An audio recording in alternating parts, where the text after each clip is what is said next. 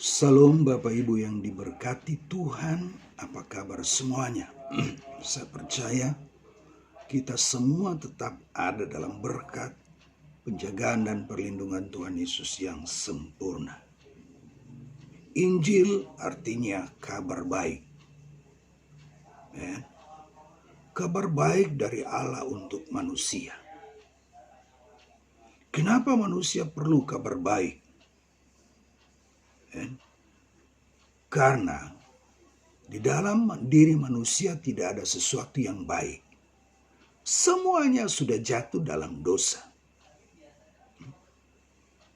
Yang namanya kabar baik sudah barang tentu membawa kebaikan bagi manusia yang tidak ada kebaikan. Amin. Saya ulangi. Yang namanya kabar baik pasti membawa kebaikan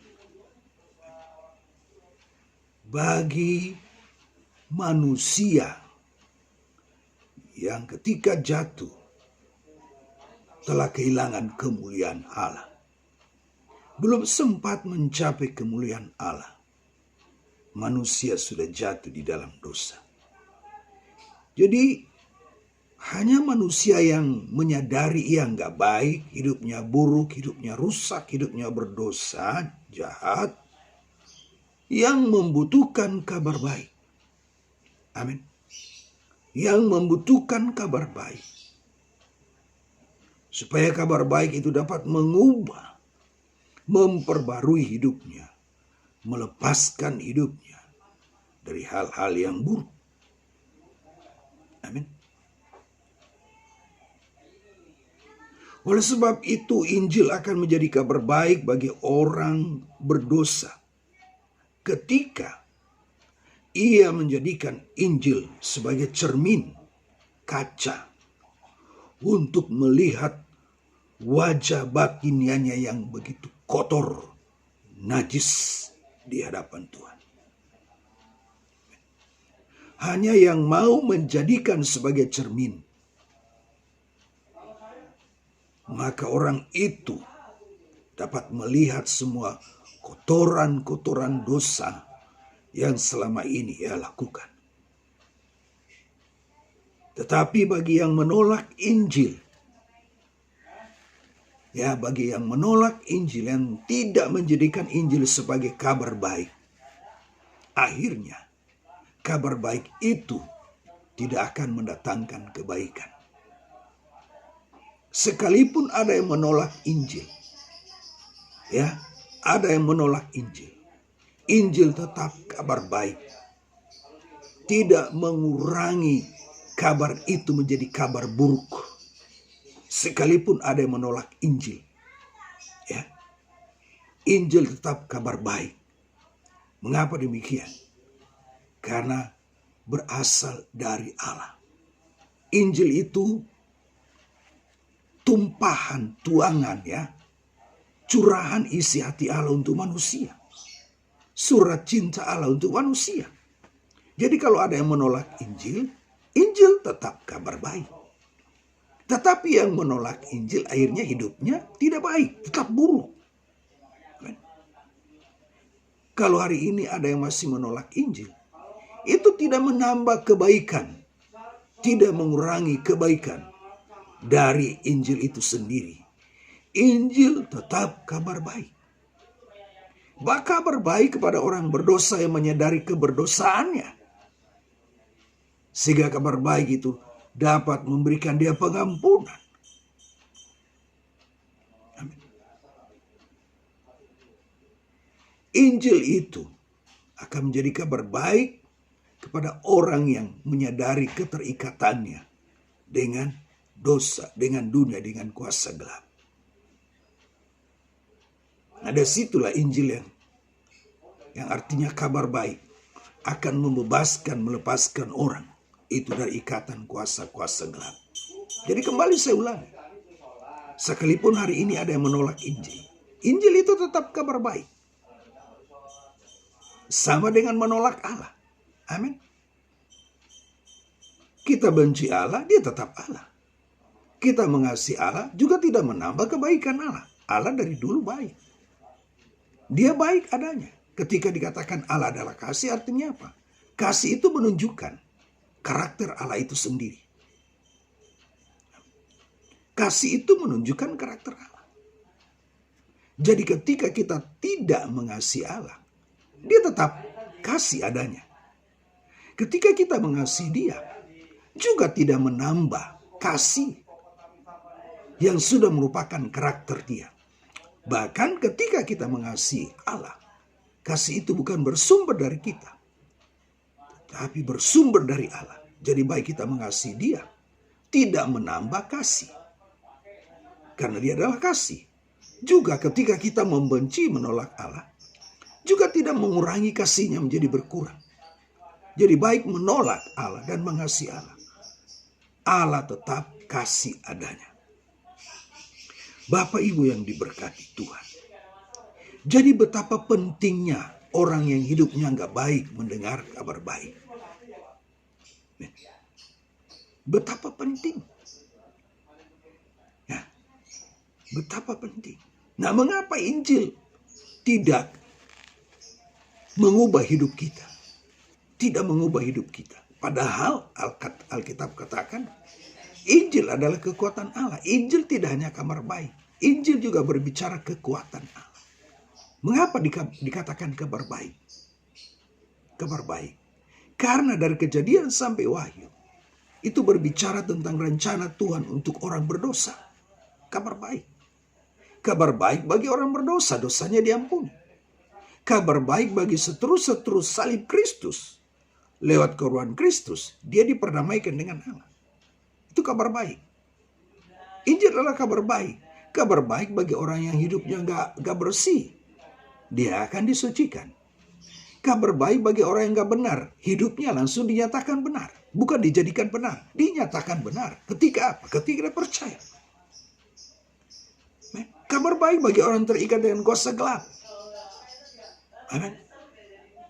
Kabar baik bagi orang yang hari ini sedang mengalami sakit hati, kekecewaan, luka hati, luka batin. Mengalami penyakit spiritual, roh. Oleh bilur-bilur Yesus, itu kabar baik. Oleh bilur-bilur Yesus. Orang-orang yang hari ini terikat dengan kuasa gelap, luka hati, luka batin.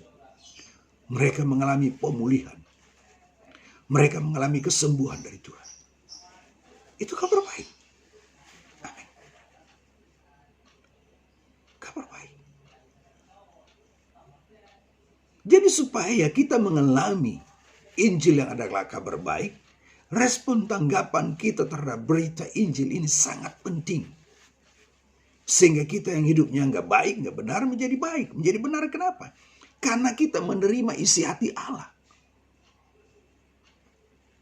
Kita menerima kebenaran yang memerdekakan dan mengubah hidup kita. Injil itu kabar baik bagi orang berdosa. Jika kamu mengaku dosamu, maka ia adalah setia dan adil dan dia akan mengampuni kamu. Injil itu kabar baik bagi Bapak Ibu yang hari ini sedang selingkuh. Kabar baik. Kabar baiknya di mana? Di kejujuran Injil. Di mana letak kejujuran Injil? Injil tidak hanya mencatat hal-hal yang baik-baik dari setiap raja-raja Israel, nabi-nabi yang ada di Israel, imam. Tetapi yang buruk dicatat. Amin. Yang buruk, Abraham poligami, Daud poligami, Salomo poligami mendekati 1000. Tidak hanya mencatat Salomo orang yang berhikmat, tapi hal-hal yang buruk yang dilakukan Salomo juga dicatat oleh Alkitab.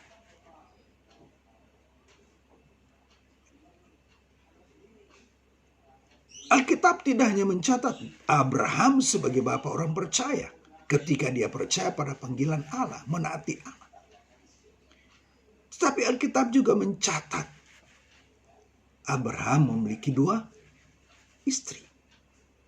Nah, kabar baik bagi orang yang selingkuh artinya apa? Artinya apa? Sudah cukup Abraham melakukan hal itu. Sudah cukup tokoh-tokoh Alkitab melakukan hal itu. Kita jangan melakukan. Karena maksud semuanya itu dicatat, baik yang buruk dari tokoh-tokoh Alkitab maupun yang baik-baik dari tokoh Alkitab, dicatat supaya apa? Menjadi peringatan bagi kita hari ini.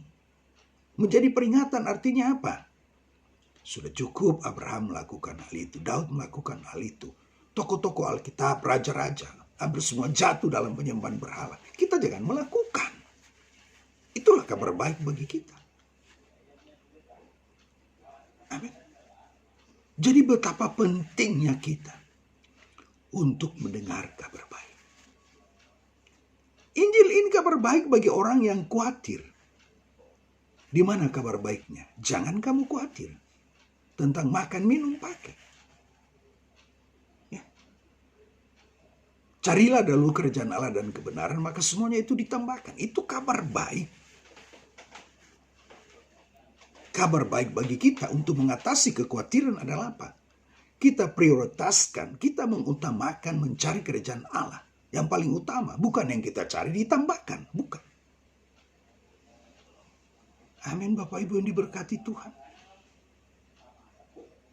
Jadi bagi orang yang menolak Injil, itu pasti dia mengalami kerugian. Ia tidak akan mengalami keuntungan seperti Paulus katakan. Untung ketika dia mengenal Kristus, dia untung, bukan rugi. Bapak Ibu yang diberkati Tuhan. Jadi ketika kita menjadikan firman Tuhan ini sebagai cermin, kita dapat melihat semua cacat celah, kekurangan kita. Kita dapat melihat wajah batinnya kita yang begitu kotor. Hati kita yang begitu kotor, penuh dengan kotoran, tulang belulang, hal-hal yang busuk. Hanya ketika kita menjadikan firman Tuhan itu cermin. Tujuannya apa kita bercermin? Tujuannya apa? Supaya kita dapat melihat. Rambut kita yang lagi aut-autan. Mungkin di mata ada belek tai mata. Ya kan? Kita dapat melihat wajah fisik kita. Tampilan fisik kita. Udah matching gak warna baju dengan warna celana? Nah kalau firman Tuhan itu cermin, artinya apa? Kita bercermin untuk melihat kualitas hati kita, mutu hati kita, jiwa kita, perasaan kita. Ketika kita jumpai ada kotoran-kotoran yang melekat di wajah batinia kita, kita memiliki kesempatan untuk minta apa? Minta ampun kepada Tuhan Yesus. Sehingga hati kita yang kotor itu dibersihkan oleh Tuhan Yesus Kristus.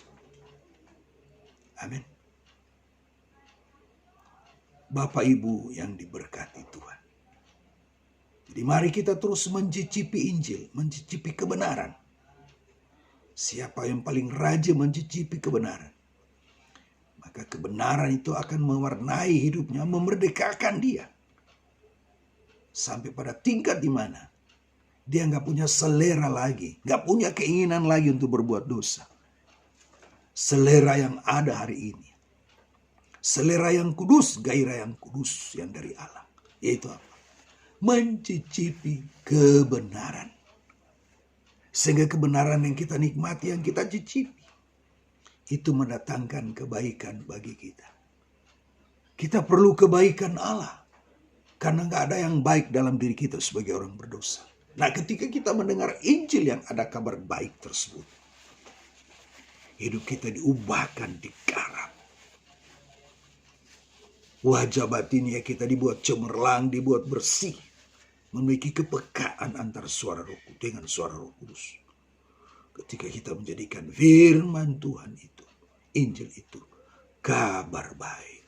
Amin. Tuhan berkati.